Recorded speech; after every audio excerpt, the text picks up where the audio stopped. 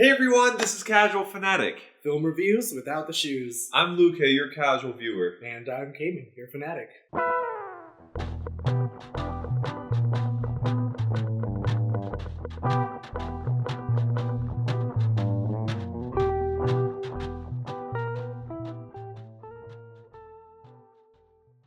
You know, now that we are doing this on the couch, we can prove that this is in fact without the shoes. Oh yes, you're right.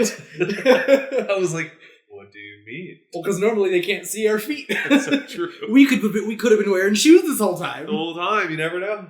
That's good. I didn't think about that. How have you been?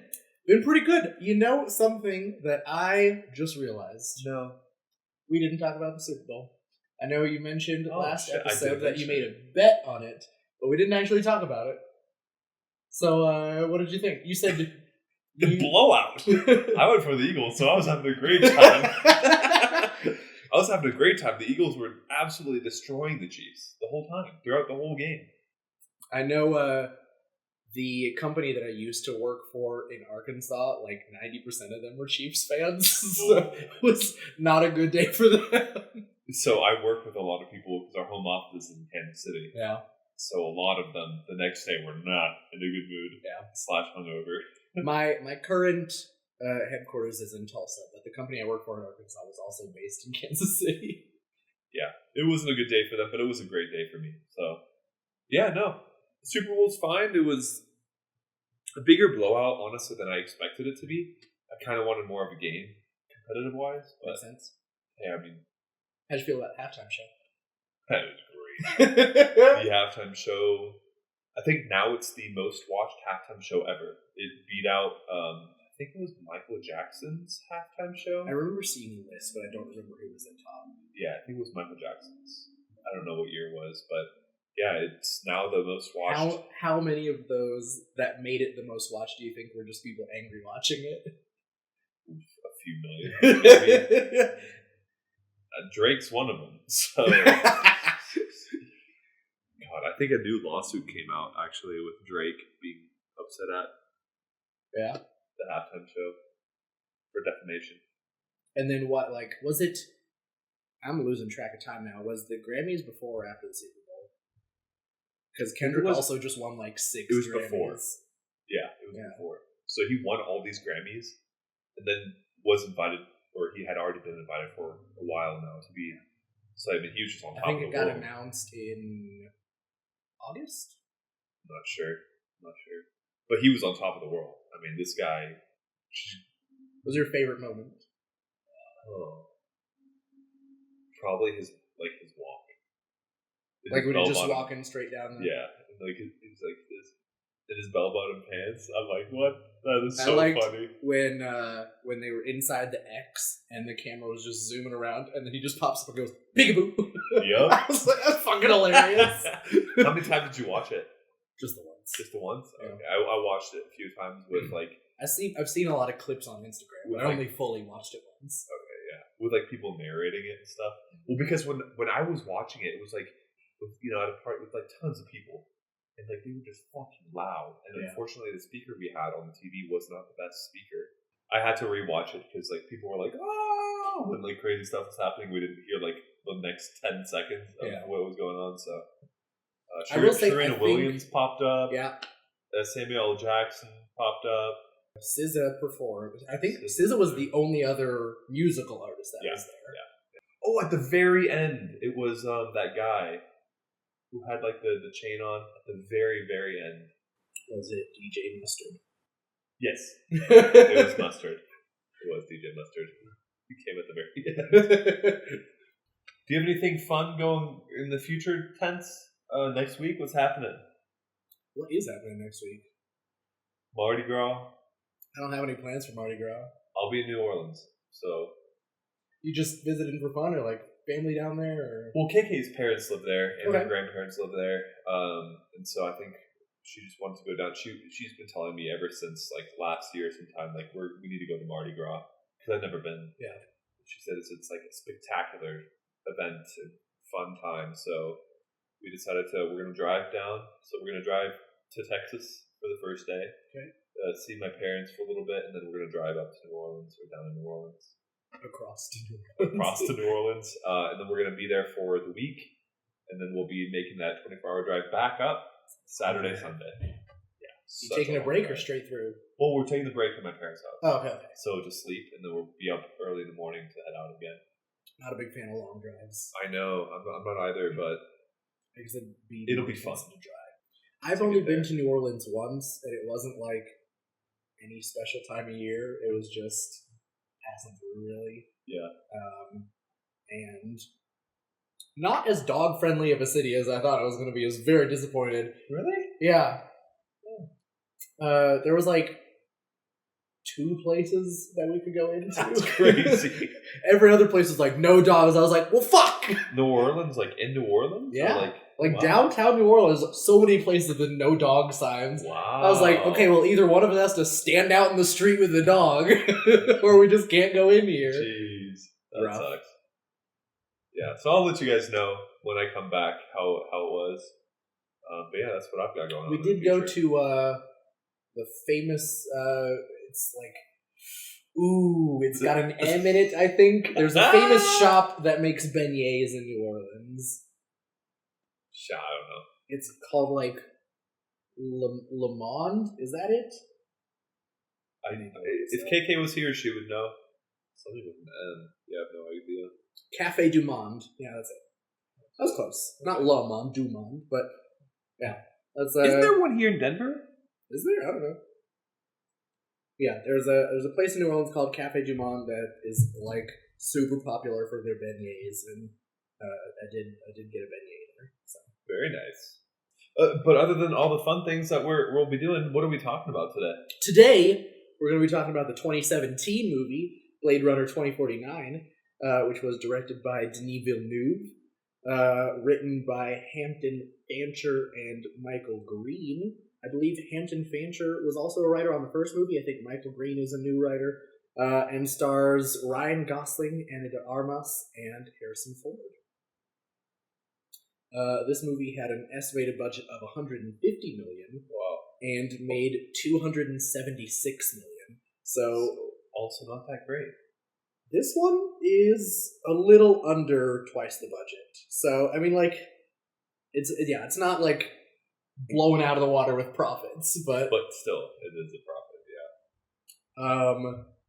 But definitely they spent a lot more on this one than the last one. So much more. What was that, like 80 million maybe? Mm-hmm. Yeah. So 150 is quite a step up from that. It's a big old gap, yeah. Also, I know, I think this is only the third Denis Villeneuve movie we've talked about. I would like to talk about more because I enjoy almost all of the ones that all of the ones that I've seen I enjoy. He's a really good director, but we've already talked about he also did the new Dune movies. Yes. And those are really good. We've talked about those. Love me some Villeneuve. So if you want to go listen to the Dune movies, I think it's a little bit lower in our Spotify queue. So go check those out. They're pretty good. But yeah, so what did you think about Blade Runner 2049? I liked it a lot. Interesting. I liked 2049 a lot. It's for big change the from viewers. Only one version of this movie. Yes, exactly. So I didn't actually watch the wrong version of this movie. Finally, thank the Lord. No, did you tell Kayla that you guys watched the wrong one? Well, she didn't even watch it. I watched it. Okay, I watched it alone. She just like heard it from the other room. Yeah. Did you guys watch this one together? No. Oh, all right. Wait, has she seen either of them? No, I don't think she cared to. Well, if she ever decides to, make sure she watches the right version. Well, then I'll watch it with her if we ever do that. But she watched like parts and bits of it. Okay. Like, because she came back from somewhere, and then I filled her in with all the information, and then she was hooked after that. It's 2049 one. Gotcha.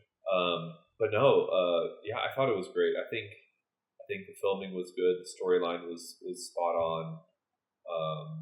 The advanced tech made sense to me for being 2049. I don't know. Luckily, plot, 2049 still in the future from right now. Yes, so. Still currently in the future. So if you're listening to this in 2049, They're gonna be like, he wasn't correct at all. You guys look like dummies. Yeah. I don't know. I thought it was a great film to watch. It was entertaining. I will say, very long. It's quite long. Longer than I expected. It was way too long for me. I could have cut this movie down by 30 minutes and been happy. There is a lot of just lingering shots. Yeah. Like, there's probably a good 30 minutes of 5 to 10 minutes just of Ryan Gosling walking through the desert. So true. They could have definitely trimmed the fat off a little bit. It's definitely more, it's a mood movie for sure. Like it's just like you just experience it. Yeah. I will say there was like not a lot of monologue for the duration of the movie. But yeah, I don't know. I thought it was fun. What did you think? I also really liked it. I think it's difficult judging it in comparison to the first movie. I think, and I'm not one of those people who's like, you ruined the franchise, because like I don't believe that about sequels. I think in like remakes and sequels and whatever, people can do whatever they want. If you don't like it, the original one still exists. Right. So a new movie is not ruining an old movie, but I think it can be difficult to separate them in your mind. And I think for me, I maybe would have enjoyed this a little more if it was just a different property, like if it wasn't part of the Blade Runner universe. Okay. But that said, I do still think it was a really good movie. There was a few hang-ups that I was like, I don't know about that. Do you want to go ahead and give a spoiler warning? Ladies and gentlemen, this is the spoiler section. If you don't want the movie spoiled, don't keep watching. Breaking news, Casual Fanatic is transitioning to an ASMR channel. I gave your ASMR world, so hopefully it sounds okay on there. Like the first Blade Runner, I don't feel like there's like well, I guess this one's a little bit easier. I think this one has more, even though, like I said, it is a very vibe-heavy movie, I think this one has an easier-to-follow plot. Well, I wouldn't even necessarily say easier, because the other one is like, there's 4 robots and you gotta go kill them. It's pretty easy to follow, it's just the way that things happen. It was just difficult to remember the order. Right. I think this one is very chronological in the way that things happen. Alright, well. Okay, so this movie starts off with another Blade Runner. This one is named K. And Joe, technically. Well, Joe is a name he is given later on, but it's not his real name. I thought his real name is Joe, and then she calls him K. No. His real name is K, and then she's like, that's not a good name, you should have a real name. We'll call you Joe. What the fuck? Okay, well, there's that. Yeah, so Kay gets sent out to there's another opening block of text. We find out that the Tyrell Corporation has been shut down because there were other incidents with replicants killing people. Yep. And also the world was like on the brink of collapse, but a new company called something with a W. What is it? Wallace? I think it's Wallace, yeah? Sounds right to me. The Wallace Company invents synthetic crops, which save people from starvation, and then they use that money to buy everything that's left over from the Tyrell Corporation shutting down. Then they restart the replicant program, but they have designed replicants that like are 100% obedient. But they still have Blade Runners to hunt down older models before the Wallace Company started creating them. So Kay is the Blade Runner. He gets sent out to a farm where we see the wonderful Dave Bautista playing a replicant named Sapper Morton. He is farming grubs, like little wormy beetle thing, whatever. For protein. Right. Source of food. And then he also grows garlic. Kay goes out there and basically is like people know what Blade Runners are. So Sapper Morton knows that this is not going to end well for him. They end up fighting. Kay kills him and takes his eyeball. On the way out, discovers a flower laying beneath a tree. He has this little flying robot that can scan things. It sees like there's a box buried under the tree. So they send a team out to dig that up. Meanwhile, Kay goes back to the police headquarters, where he is given what they call a baseline test, which is similar to the Voight-Kampff test from the first movie, but it's like different. But it's the same purpose. Like, they ask you really provocative questions to try and trigger an emotional response to make sure that the replicant is not like gonna have a burst. Yeah, but this one's upgraded. I mean, they're watching all sorts. They're watching like how much you're swallowing. They're watching temperature, all the things. So Kay, being a replicant, is given this test, gets a bonus, goes back home. We see that he has a holographic partner played by Ana de Armas, who, while he's sitting down with we see the bowl of synthetic food, and it's looks like clear noodles. Like, I don't know what the hell he's eating. Very strange. Looks nasty, but Joy is the hologram's name. Comes out and places down like a steak and fries, but it's like a hologram on top of his nasty food. Which is so crazy to think about, the fact that like people are living in these times and like all they're eating is like this gut, like this shit food. He gets called back in because they've dug up the box from underneath the tree. They find out that it is. He also presented her a. Oh yes. There's a little, I forget what it's called, like a enumerator. No, I don't remember what it is. There's some device that he has that's like a handheld thing, because right now there's like a projector on his ceiling that like has to follow her around to project her. So sick. Yeah, it's really cool. It's fucking cool as hell. But yeah, so he has like this little wand stick thing now that he can like put her on, and right, so that she doesn't need to follow that thing anymore. She can just go anywhere. And so disconnects from the overhead thing, and then I think the first thing they do is like go outside because it's raining. On the roof, yeah. And then he gets a call to come back in, and they find the box had a bunch of bones in it. They've discovered that these are female bones because there's indication that the pelvic bones were fractured or something from something getting stuck, which indicates that the person was pregnant.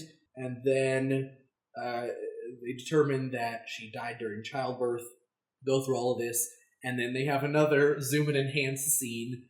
But this time... But this is like an incredibly insane enhance. Yeah.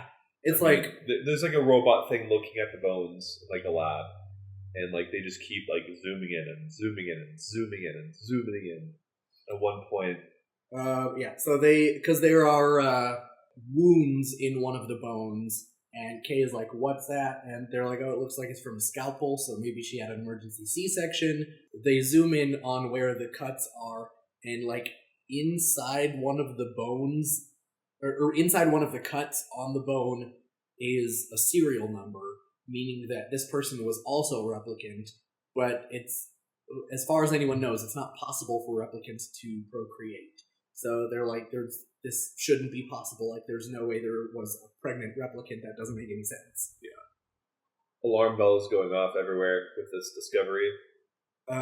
So the police chief, played by Robin Wright, who also really good in this movie. So police chief brings Kay into her office and basically says, we need to get rid of all this evidence because if people find out that replicants can give birth, it's going to start a war. And so sends Kay out to get rid of all the evidence, find wherever this child is, and kill this child. Kay's like, all right, I'll do that. Goes out, and I believe the first thing he does is he goes to the Wallace Corporation. Computer thing. Oh, the ball. Yeah, and then this person is like talking about, apparently there was, at some point prior to this movie, but after the first movie, there was like a huge blackout. So all of the digital information got destroyed, so they have to keep everything on paper files now. And they have a record of the serial number that was on the bones, which belonged to a replicant named Rachel. And then another woman comes in. Her name... Right when this gets typed in, you see like another shot of like a woman getting an alert. Yes. That like, hey, this DNA thing just got typed in, automatic alert kind of thing. So then we know like something is going on here. And then, like Kevin said, this lady walks in. Her name is Love, and she takes Kay to a separate room where they have like these little glass balls that they can put into a machine, and it is recordings of the Voight-Kampff tests. And so they have a recording of Rachel's test, and can hear her and Deckard talking to each other. And Kay is able to tell that Rachel is like interested in him, which I guess that's... I know we're doing summary right now and not thoughts, so I guess I'll save this, but there are a lot of things said in this movie about the previous movie that made me feel kind of weird. We'll get to it. Yeah. After the hologram, he goes and visits Gaff. Gaff tells him about Deckard. Meanwhile, we see scenes of Wallace talking to Love about how he is like jealous of, like, right before Tyrell died, having created a replicant that can give birth, but he's not able to do that with his replicants. And he's like that. He's been spending all of this effort trying to figure that out because he believes that if he can create replicants that can give birth, then they can multiply a lot faster than he would be able to create them. And if they had millions more replicants, then they would be able to take over more planets and blah, blah, blah, and become a superpower. And then he goes back to the farm, finds a little canister under a piano, like, key that has a baby sock in it, and then goes outside, and at the tree where the box was buried, there's a date scratched into the bottom of the tree. So burns down the farm, and then Love goes to the police station to collect the bones and kills the assistant guy? Mortician, yeah. Poor guy. I don't know how she killed him, but she like just with her fucking robot strength, just like broke his spine. Yeah, he was like bleeding out of his eye, and he was like, yeah, crazy. I don't think it was necessary, but she got the bones. And then Kay is investigating. They somehow have like a printout of the genetic code of the kid. Yeah. And then find out that there are like two of them. And it was like in the records. Yeah, there's two files in the records with the same genetic code. One is male and one is female. So that they figure out that they were actually twins. One of them died and the other one was taken away somewhere to be hidden. I believe then he goes out. There's outside of the city, there is like just miles of like junkyard pretty much, where like entire parts of the city have been destroyed and there's just junk and wreckage everywhere. But there is an orphanage there where this guy has like hundreds of kids. And I don't know exactly what they're doing. Labor. They're just like they're putting...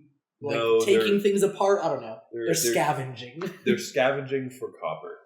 Is it for copper? Gotcha. Yeah, it's for copper that the city uses for whatever uses. Okay. It's copper. So then he threatens the person running the orphanage because he has log books and he's trying to find... He believes that wherever this hidden child is probably came through this orphanage at some point. So he's like, hey, I need to look through your records. And then while he is taking him down to one of the lower levels, he finds an area that reminds him of a dream he had earlier, where when... a dream? Because or was it a memory? Memory, yeah. Because at one point, after the bones get stolen, the police chief comes over to his apartment, and they're drinking and talking, and then she's like, tell me about a memory from your childhood. And he's like, I don't know, that's kind of weird considering I wasn't actually a child and they were fake memories. And she's like, tell me anyway. Right. And so he tells her about a memory when he was little and he had a toy horse and some bullies were like chasing him around and he ended up hiding it inside of like a furnace or something. And then while he's at the orphanage, he finds that same furnace, and inside is a little wooden horse. The same one. Yeah. The same number etched in the bottom. And so he is like immediately like, this is throwing his entire world for a loop because his memories are not supposed to be real. Right. That's when he finds like, oh my god, like I am what I'm looking for. Right. And so then he goes and visits, I believe her name is Dr. Anna, the person who creates the memories for all of the replicants, and basically is like, is there a way to tell if a memory is fake or real? And she looks at his memory and is like, no, this is a real memory, this happened. And so she sheds a tear too. Pretty much confirms that he is the lost child, because he's like, it was, I think they said like 30-ish years ago, and like he's around that age, so that fits. Yeah.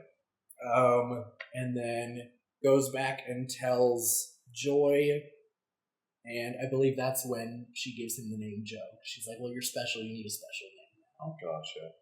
And then from there, doesn't he go to the police office and fails that exam? And he tells her and lies to her like, hey, I've completed the mission.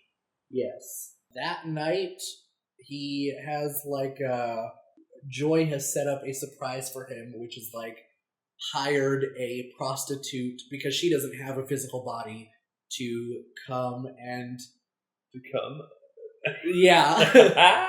And I guess we can talk more specifics about the scene later, but like they sort of the Joy syncs up with the prostitute so that they're doing the same motions kind of a thing, so that it's still like not very well though, but I mean good enough, I guess. It's hard to perfectly match someone else's movements. I could do it. So yeah, he has sex with this prostitute. Prostitute places something into his pocket in the morning, which we find out is a tracker. Prostitute dips out, and then he also dips out. Yes, he goes to some person who like analyzes things, takes the little wooden horse. Before that, he also broke. Disconnected her, so she is like, obviously it's all in the cloud, and so like he has a little device to take her with him, but then she is also like, there's like a backup of her on the like main computer in his house that has an antenna that connects her to the Wallace Corporation. So he like deletes her memory off of the physical thing, and then inside the little wand there's an antenna that he takes out and breaks.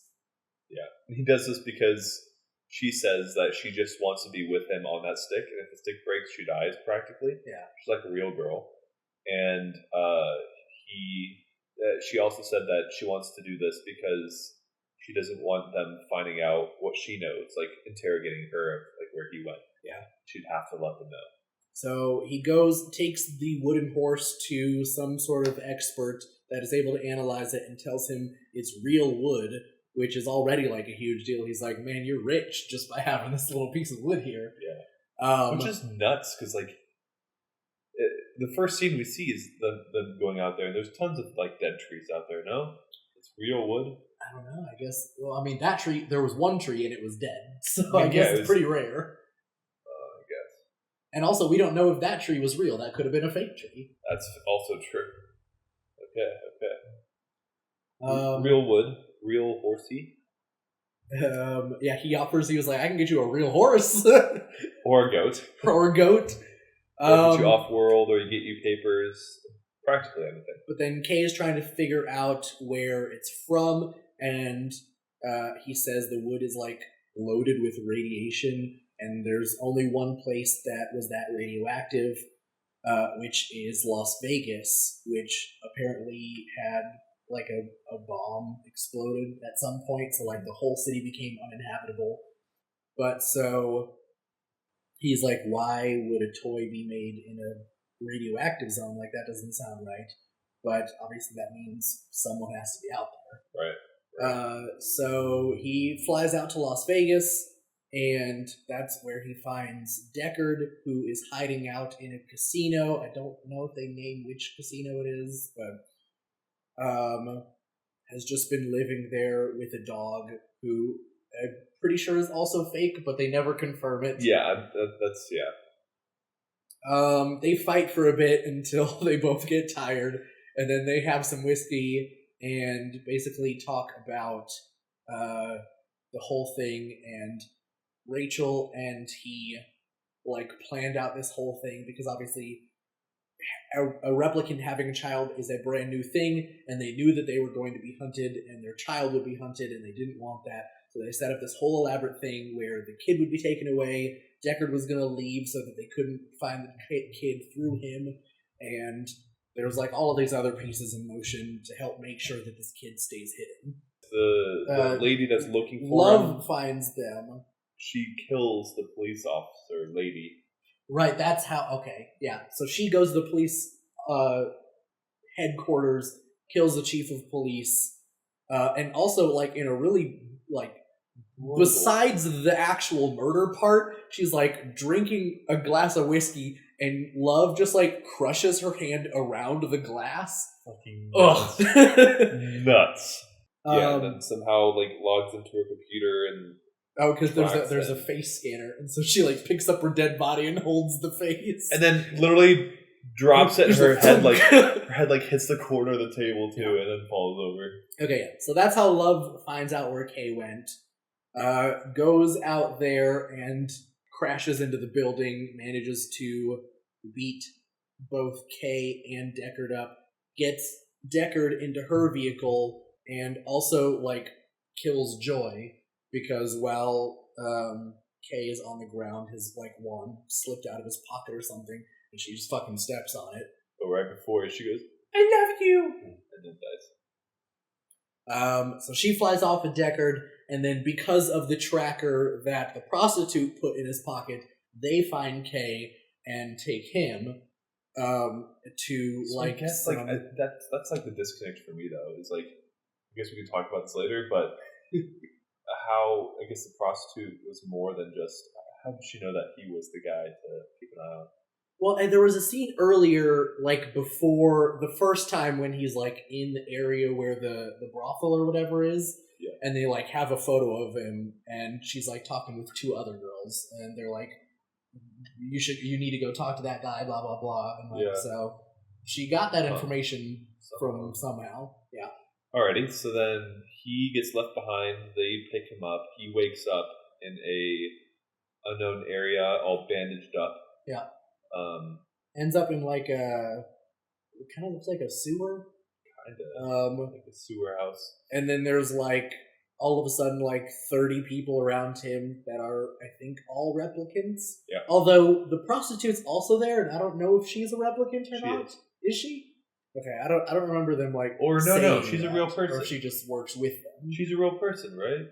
That's why he didn't like her at first. Is because oh yeah, because the first time they're talking, and I think they notice that he has a little wand thing. And she's like, "Oh, I see. You don't like real girls." Real girls, yeah. So she's there talking to him, and then I guess the boss lady comes in, who is the lady who was there when his mom gave birth. When Rachel gave birth, and she was there when she died, and mentions when she's talking about it that it's a daughter. And Kay is like, "No, the daughter died. It was a son that you hid." She's like, "Homie, I was there. It was a girl." yeah. And then he sits back. Yeah. Has this big old realization of what's going on. And she's like, "You thought it was you, wasn't it?" yeah. And then she's like, "We all wish it would have been us."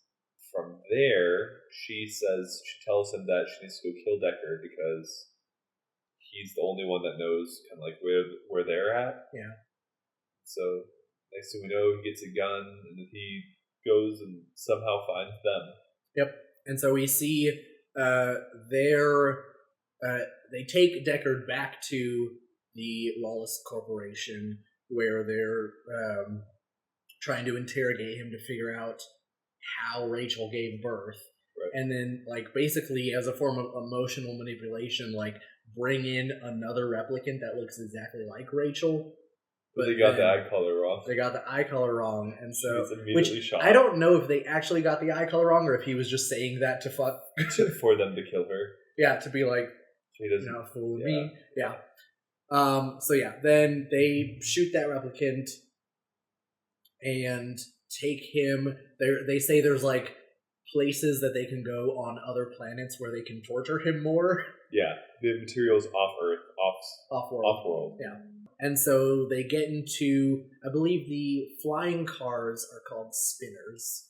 I don't know if they ever mention that, but I do know that. Yeah, I don't know that. So they get into a spinner and they're like flying out, but then they get attacked by some other spinner. End up crashing into... Yeah. But they don't know that. Oh, all right. I was like, Cayman, you don't know this part of the movie? End up like crashing into, I guess they're flying over the ocean. I don't really know. Yeah, something like that. Borderline ocean. But end up landing on, it wasn't like a shore because it was like metal. There's some structure that they end up landing on. Yeah. And then obviously Kay lands and was the one that shot them down, gets out and gets into a fight with Love. They both stab each other a couple times. It's looking a lot worse for Kay because at first Love only has one knife, stabs him a good couple times, but then right as he's about to get control of that knife, she pulls out another knife and stabs him and then like pulls the knife out. Yeah, the rip up. Yeah, that was a dead bullet right there. Then she like walks back, like not after being like, I'm the better version or something like that. Walks back to try and get Deckard, who's like about to drown because he's handcuffed to the seat in the car and the car's sinking. And so goes back in there, and right as she's about to like get him out and leave again, Kay shows back up and fucking lifts her up and was like choking her on the ceiling. Choking the shit out of her. She's like drowning him kind of too. Yeah.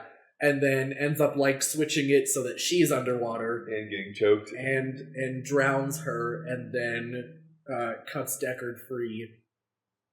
He was like, "You should have just let me die," and he was like, "We'll just pretend you died, so now you can go see your daughter." Yeah. And so then takes him back because finds out. I don't know exactly how he figures this out, but figures out that Dr. Anna, the person who creates the memories, is the daughter. So I think he just put two and two together. Because when I was watching it, I thought that was the twin sister. She was alive. Their siblings are like there looking at each other. Yeah, and it turns out the memory was her memory and just got implanted into him as part of the throwing everyone off the trail so they can't find him. It worked. Yeah. But yeah, so they arrive at this like facility. And she's trapped in a big room because she has, I don't remember what the disease is called, but she has a weakened immune system, so that she basically has to like live in this building forever. Well, so they arrive there, and Deckard dies. Deckard goes in. Oh, sorry, Deckard goes in. Kay dies. Kay dies. He's just like sitting out on the front steps, and it's snowing. A beautiful scene. But Deckard goes inside, and I don't know if he actually, like, we don't see him say anything to her. He just like walks up and puts his hand on the glass, and the movie ends. Stupid way. You think so? Yes. I wanted to see more. And we'll go into that after a break. After a break. We'll be back.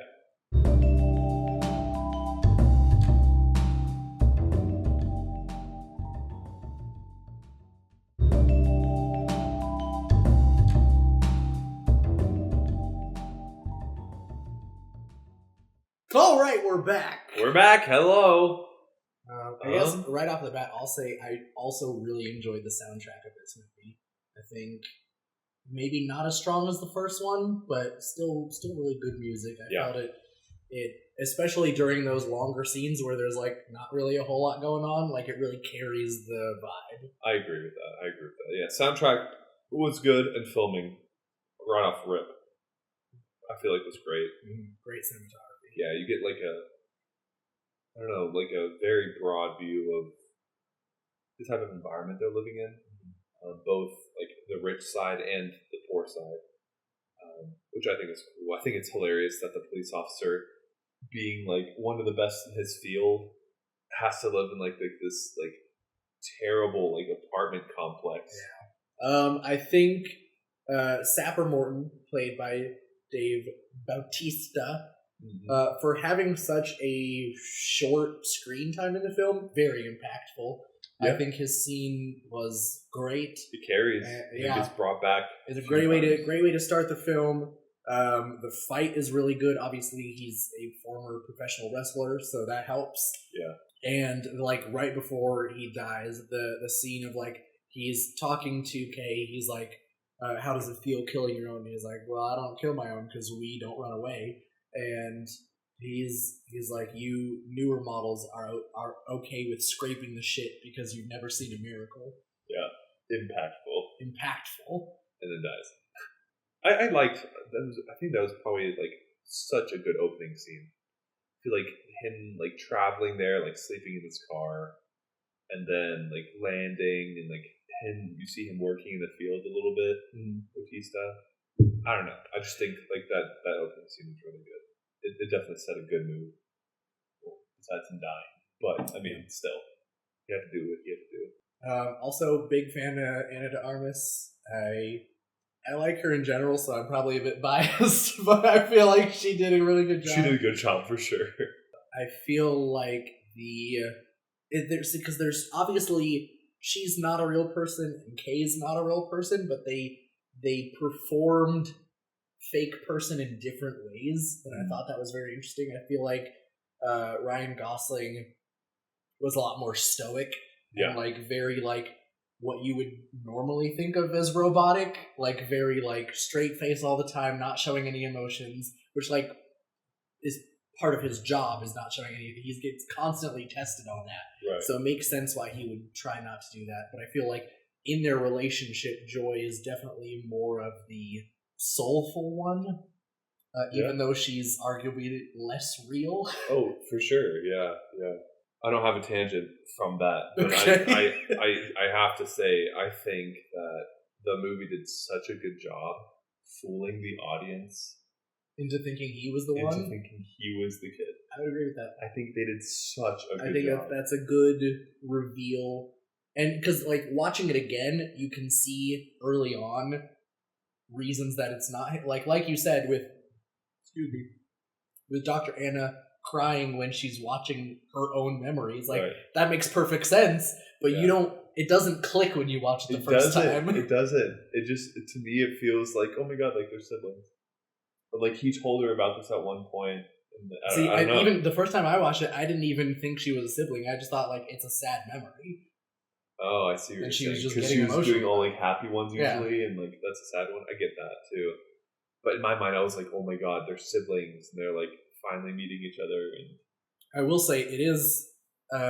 even though it's kind of cool having the little wand so he can take Joy around with him, real fucked up that her entire existence can just be interrupted by a phone call. Oh my god, yeah. I was like, freezes. That's wild. Like freezes, like right in the middle of like an intimate. Like they're like about to start making out, and all of a sudden, I was like, damn. Crazy.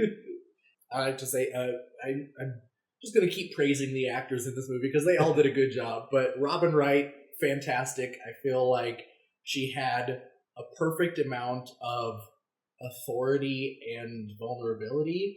Like, she was commanding with Kay and, like, she didn't feel weak, but she was also, like, more open with him than I feel like she was in other situations. Yeah. And also, fucking most badass death ever. Like, first of all, getting your hand crushed in the glass, again, brutal as fuck.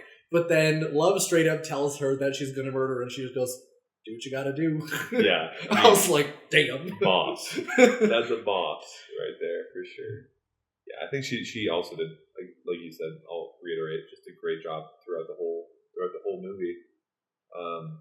There's this one scene where, like, they're in the room together, and I'm like, oh, like, is she, like, low-key hitting on him currently? Like, when she's at his apartment? Yeah, when she's at his apartment. I think Joy also kind of, like, caught on to that. It was like, well, you liked when she was over, didn't you? And he goes, like, no.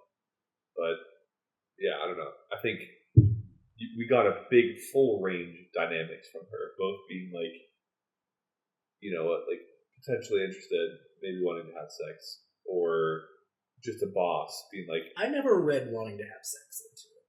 I did for sure. I think it. I was I like, will say she's it was. hungry. I will say it was a little flirty when she was over, but it also seemed like she had quite a bit to drink while they were. That's sitting what I there. was saying. I was like, oh, she's drunk, and all of a sudden she let her guard down with someone that she always forgets is a replicant. She did say that. I guess we could talk about like the connection between Blade Runner and Blade Runner 2049. I was just going to throw this out there and say I thought it was funny when they were pouring whiskey. He pours whiskey on the ground for the dog to drink too. And then, yeah. Oh, I mentioned this during the summary, but the parts that bothered me is because they really try and make it feel, especially after having seen the first one and that really uncomfortable rape scene, the fact that in this movie they try and be like, they were in love the whole time, and I'm like, see, I just don't know about that. Yeah. That's why I'm saying, like, I feel like if this wasn't connected to the first movie, great movie. Yeah. But because of that one, because of that scene really, because this so much of this movie is centered around Deckard and Rachel being in love with each other, and it just, I don't know if I believe that. Weird connection, weird vibes throughout. I mean, they do spin it in a way afterwards where it's like a bit more believable that like, oh yeah, maybe they were in love, and you know they learned how to love a little farther down the lines. But I guess maybe I feel like that probably makes more sense, honestly, with the version that you watched with them like driving off into the sunset. Yeah. Like hanging out forever and like. Yeah, I feel like it. There's more parts in the movie where they were talking about that. About doing that, like going somewhere else, just living their own life. But not in the final cut. A lot more. They don't give you a definitive ending. It's just they walk into the elevator and the movie ends, and you're just like, well, that is like a weird ending. I feel like kind of like this one. It almost ends the same stupid way. Like here, the ending is like he finally, after his whole life, meets his daughter. Doesn't say anything, just puts his hand against the window, and then cuts the black. I feel like enough is implied that we don't need to actually see that stuff happen. I need to see it. Fair enough. I don't. It would have been so cute, because like one thing that I was missing in this movie was that emotional connection, and I feel like that was the one chance they had to actually get me to tear up a little bit. If they did the first time I watched it, I do remember getting a little emotional when Joy died. Like that moment when like she's about to step on the thing and she goes, I was like, damn, that hits. Like that's because that like immediately I remember seeing it in the theater and my immediate reaction was like what do you say in that situation? If you know you have seconds left to live, like fuck you. I love you is probably the best you can do. Like that's rough. You have the best dick. Oh gosh. I don't know. I just didn't like that ending scene. I wanted to like a little bit more spice, a little bit more, so that we end the movie like emotionally like Well, I think the emotional part of the ending was Kay dying. I think even though the plot revolved around who cares? The plot revolved around Deckard, but the emotion revolved around Kay. Yeah, but who cares if he dies? What do you mean, who cares if he dies? Who cares? He's a robot. Ridiculous. But I did think it was very cute. I think that, for me, made that transition work really well. When he was dying, he was like doing this, like looking at the snow, like laying on his hand. Beautiful scene. Loved it. And then he kind of whatever dies, and then it switches to the inside, and she's in there doing the exact same thing. But it's fake snow. And she could be doing anything else. Yeah. She could be doing literally anything, and she's doing the same thing that he was doing. And then the dad walks in, and that's when like all the emotion is rising. He just died. It transitioned to her. She's just like admiring the snow in the same way, and then like dad puts his hand on the window, and I the second time I watched it, you could like see her reflection in the glass. I couldn't tell what her like facial reactions were, but that for me was like the L. Interesting. I needed a little bit more. Really? How did you feel about the synchronized sex scene?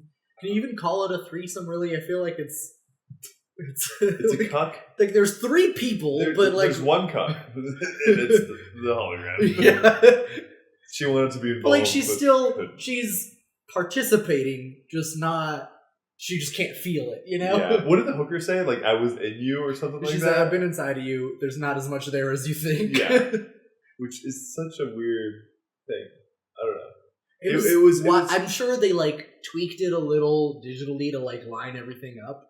But was so crazy to me, like, how, especially their faces are, like, so similar. Yeah. Like, they would, like, be bleeding through each other, and I'm like, I can't tell whose face that is. The only thing that I could tell was, like, the hair difference and the clothes. Yeah. I don't know. Crazy. Wow. It was definitely a scene that got me aroused. I'm kidding. But I don't know. It was strange. It was, again, just like a weird... I think robots having sex is just weird. Hologram and a robot sex with a stripper involved? I've never thought of that before in my life. Until this movie. So... There's also, I will say, in terms of, obviously the whole movie is beautiful, but I think probably the most stunning sequence is when he arrives in Vegas, because it's like, everything is just orange and dusty, and it's just wildly different from the rest of it. It reminds me of Dune. It's a little Dune-y. Yeah. It is also, let me look this up real quick, it's based off of a real dust storm in Australia that happened in 2009. Oh, wow. Damn. I remember that. Yeah. Yeah. That orange aesthetic is not made up, but it is visually striking. I put both in my positive column and my negative column, I put Jared Leto being creepy. Because I feel like Jared Leto's really creepy in general, but, like, I feel like it kind of worked in this movie. Like, the character was also meant to be creepy. Yeah. But, like, that man is a weird.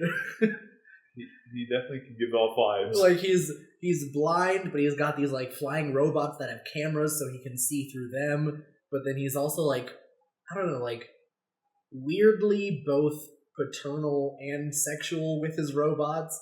He, like, calls them angels, and he was like, I don't know. There was just weird vibes the whole time.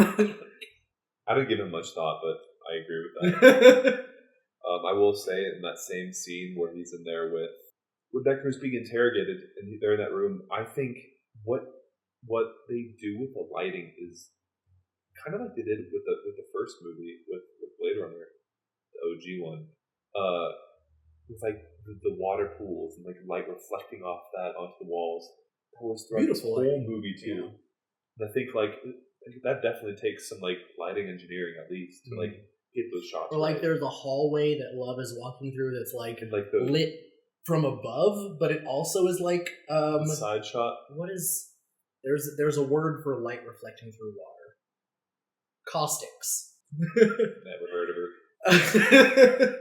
The caustics coming into the hallway like implies that there's like water above the ceiling that the light is coming through. Like I said, I don't know what their lighting was just really cool. Beautiful. But I will take another moment to express a little bit of disappointment in terms not of the architecture itself, because the architecture in this movie is beautiful, but I feel like it had less of a purpose than the architecture in the first movie. Part of this is because I read an interview where some of the filmmakers were talking about they wanted to use a lot of brutalism, and their reasoning behind it was to show how brutal the world is. But as an architecture student, brutalism and brutality have nothing to do with each other. The origin of brutalism as an architectural style is about materiality and honesty, and I think there was a book that was written called New Brutalism where they describe it as the woodness of wood and the sandiness of sand. As like, rather than decorating your building with it pretty much the exact opposite of like an Art Deco building, where you're just showing like, I have made this and you are going to look at what this building is made out of rather than me decorating it with a bunch of other stuff. and there's also an element of like having the decoration be the habitation of the building. So like you give people a blank canvas, and then by living in that structure, they fill it with their belongings and their decorations, and it becomes more of their space rather than forcing design on them through the architecture. Right.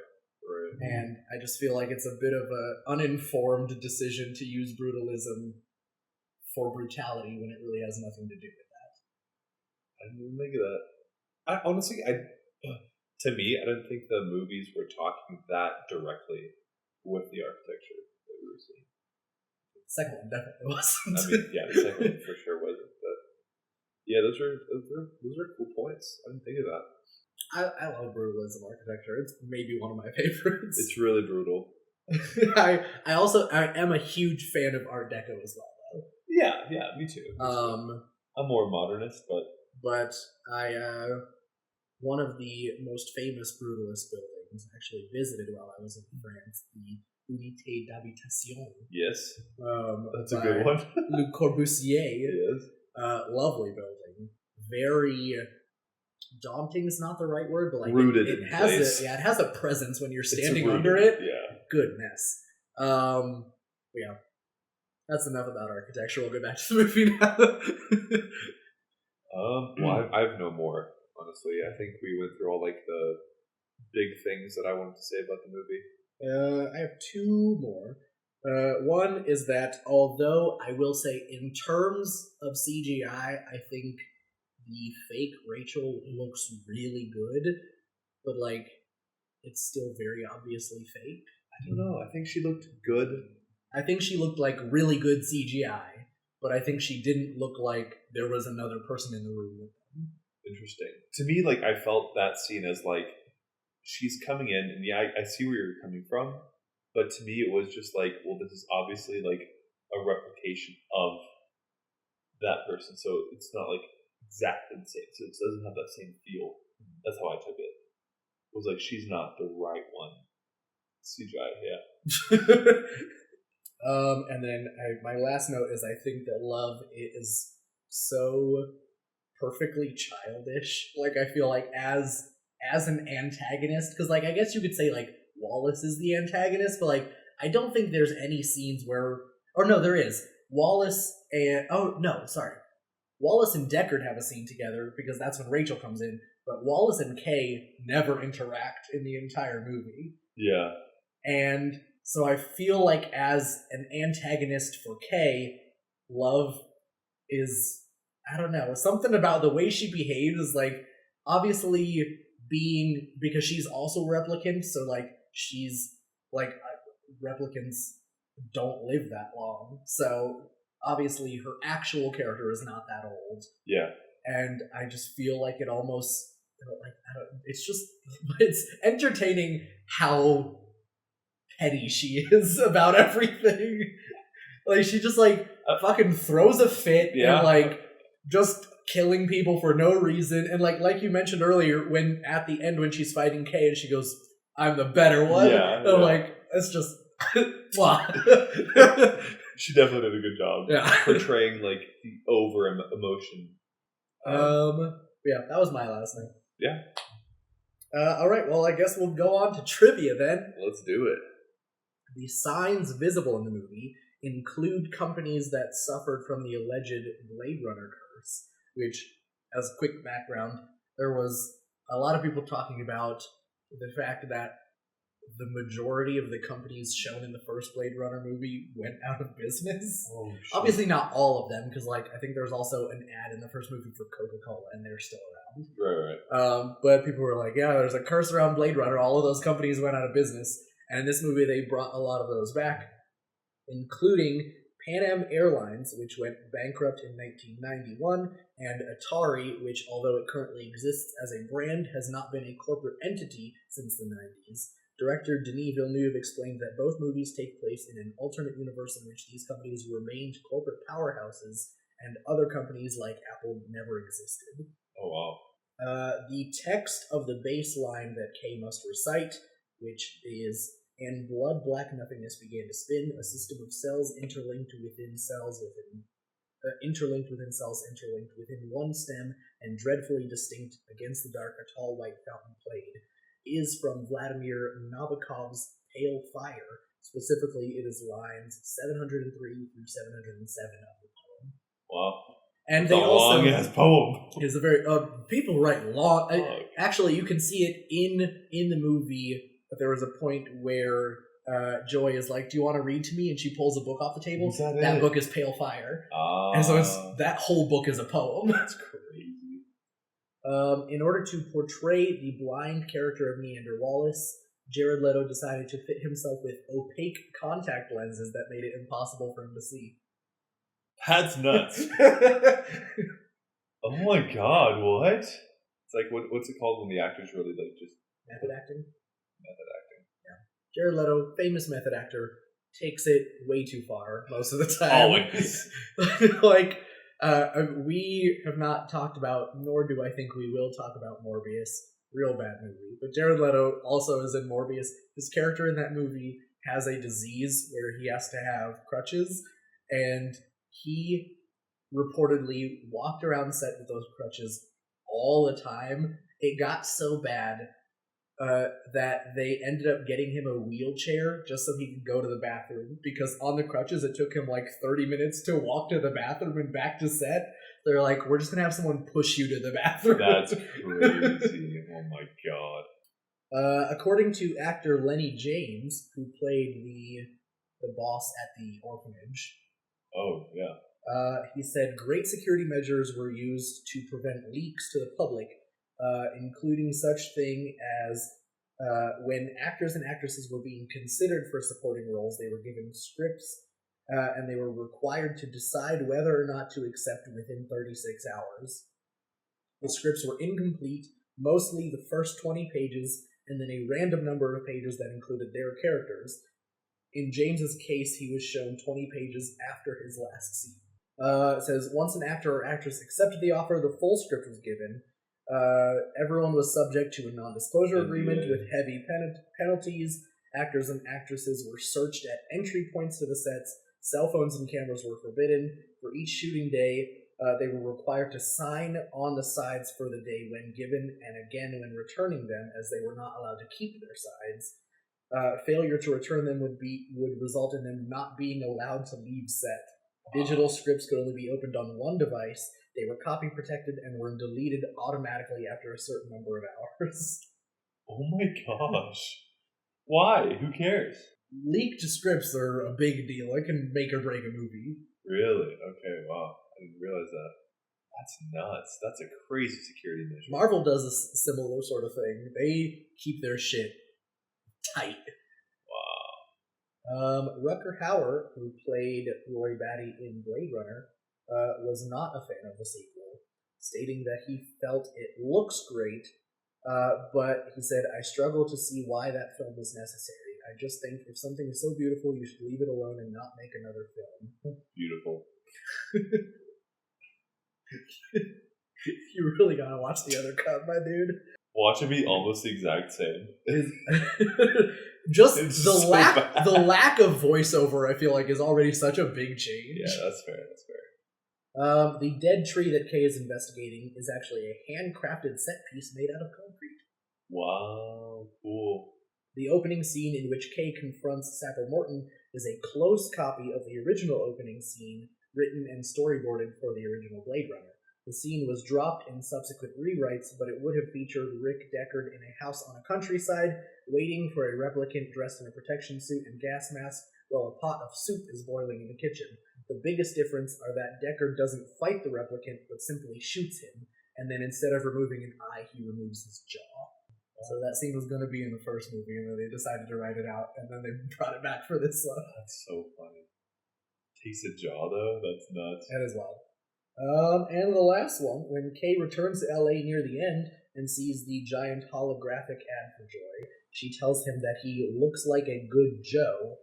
The script notes explain that this fills Kay with even more sorrow, since it opens up the possibility that the old Joy naming him Joe was simply part of her program and not something she actually came up with, and causes him to doubt whether she was ever even real. Oh, shit. That I was wondering when I was playing, like, how she knew that his name was Joe. That's nuts. And that's all of trivia. That's good trivia. All right, let's get wrecked. Let's do I hope it. you're ready for another one. Yep, I am. If you want a pet-friendly / beautiful-looking plant that it doesn't take too much light, there is a plant. Let me get it. It's called watermelon peperomia. Beautiful plant. It's quite small. Peperomia. Oh, Mia. I thought you said pepperonia. I was like, No. pepperoni? Peperomia. It's a beautiful plant. It literally looks like watermelons. I have seen that before. Yep, that's one of the plants I bought. So I bought this plant recently. It's beautiful. You want to see it from there? Yaha. All right. Perfect. Well, that's my rec. All right. Well, mine is Canada Dry Ginger Ale. It's a lovely, caffeine-free. Also love that crisp ginger flavor. Yes. I don't know if this is true, but I feel like growing up I was always told ginger ale helps with an upset stomach. So does Coke, apparently. I've never heard that before. I've heard that. It does, actually. I've tried it. I've had about something a drinkable Coke. Anyway. I don't like Coke anyway, so. But Canada Dry, delicious. Not sponsored. So we just like Canada Dry. It's what I was drinking, actually. So yeah. All right. Well, if you enjoyed this episode, be sure to subscribe and tell your friends and family about us. If you're watching us on YouTube, give us a thumbs up and hit the bell icon. Otherwise, leave a review on your favorite podcast platform. You can also follow us on Bluesky and Instagram @CashFanPod. If you want to send us a message, you can DM us, leave a comment, or send an email to casualfanaticpodcast@gmail.com. Links for all of that are in the description. Luca, what kind of messages then can they send us? You guys can send us any messages from what you liked about this podcast, what movies you want us to review that you are interested in, any shows. Let us know what you like. That's a part of the podcast. Like, for instance, what we just said, the rec section. If there's any other sections you think we should add, things that we should take out, let us know. Love to get any feedback or even your own opinions of the shows, of the movies that we're reviewing. For any of you that have seen both the theatrical and final cut of Blade Runner, let us know if you think it's worth Luca watching the other one. Yeah, let me know, because if not, I'm not going to watch it, because 2.5 is kind of low. I feel like it's got to be a cut difference, because there's no way you would call the final cut 2.5. All right, well, maybe we'll see one day. Your movie had the N-word in it. That's true. Mine did not. No? No, because that's part of the voiceover. Oh. Well, there's that. All right. Well, on that note, this has been Casual Fanatic. Thanks for listening. Thanks for listening.